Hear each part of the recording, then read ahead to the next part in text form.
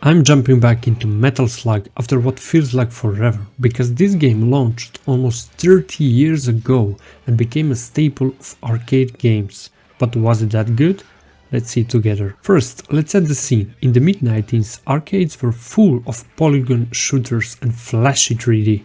But here comes a vibrant 2D side-scroll run and gun that was built by the team from NASCAR. What stood out actually was a hand-driven pixel art that felt more like some sort of cartoon in motion than a game. There were huge explosions and humor, like little moments of enemy soldiers relaxing or just being totally ridiculous. But the pace was relentless and the controls were tight. Even the tank vehicles added an extra layer of fun.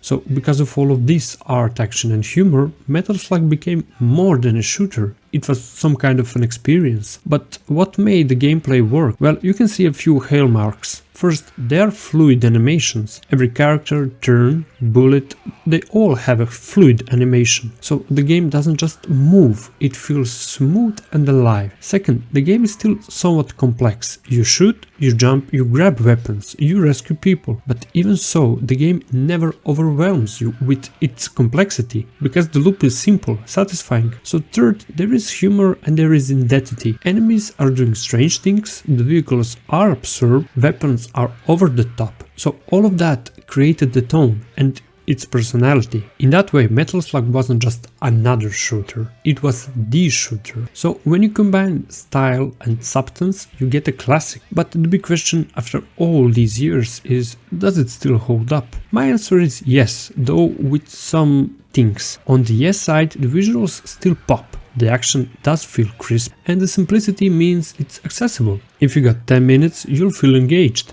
On the bad side, by modern standards, it's kinda short and there could be less depth than the recent shooters. Also, the one hit death in arcade mode can frustrate some players.